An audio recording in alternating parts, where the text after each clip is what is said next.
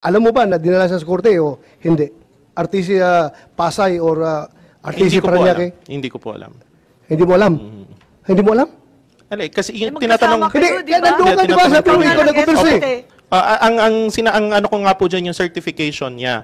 Ngayon, yung wala naman ito kinalaman sa certification. Dinala ba sa husgado o hindi? Hindi yes ko po or alam. No? Hindi mo alam? Kasama ka the whole time hanggang sa Hague. Nandun ka sa... Oy, magsabi ka ng totoo. We're all under oath here. Yes, madam. So alam mo kung dinala siya o hindi? Mo alam. Hindi ko po alam. Kasi hindi naman Paano ho ako... hindi mo alam? Binantayan mo mula nung dumating mula sa Hong Kong, sa airport, dinala sa Villamor, dinala sa The Hague. Kasama ko all throughout. Opo. Pag sinabi mong hindi mo alam, you are lying. You are lying. And nandun ka all the time eh. Hindi mo alam na dinala siya sa korte? Hindi mo alam? Hindi ko po alam, Mr. Senator. May I clarify? I think we should ask Attorney Delgra, what do you think of the answer given that he was not aware of any information regarding the competent National Judicial Authority that he signed on to? Pwede bang mangyari yon, Attorney Delgra? I joined the observation of Senator Bato that the Ambassador Lacanilao is lying. Kasi all he needs to know is whether the former president was brought out of Villamor and brought to a local court. We don't have to skirt and hide behind a DOJ certification to attest to the fact as to whether he was brought to a local court or not.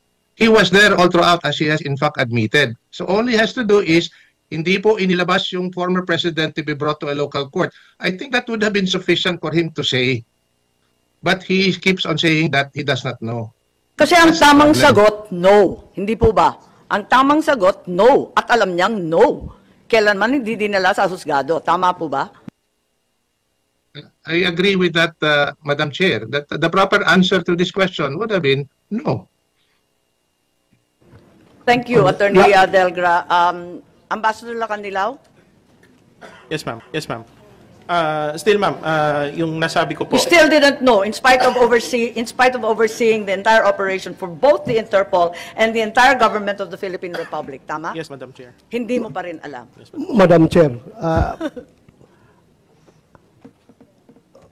last chance mo, Ambassador Lacanilao. We are giving you the chance to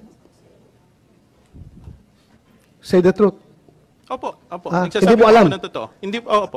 Hindi mo alam na hindi siya dinala? Opo. Ikaw nag-oversee doon? Sa airport. Saan ka doon sa airport? Nandun ka sa picture? Doon ho sa tube. Tapos sa tube ka pa? Sa tube. Sumalubong ka doon sa aeroplano, sa tube. Hanggang dinala siya sa Villamor, kasama ka? Sa 250? Sa 250, umalis ho ako eh. Saan ka pumunta? Doon sa likod, kasi meron hong waiting area doon sa likod. Sa likod lang, pero umalis. So hindi na ho ako nag-intervene after nun eh. Hindi mo alam na hindi siya dinala? Hindi po. Pero ikaw nag-oversee. Please paki-clear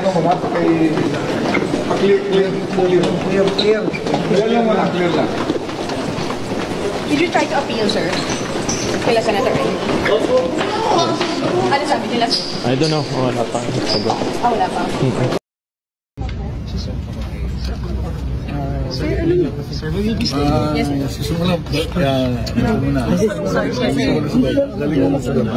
anong balita? Madedepende ba?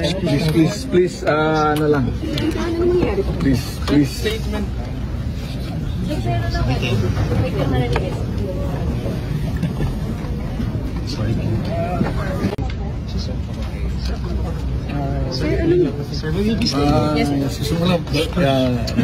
Sir,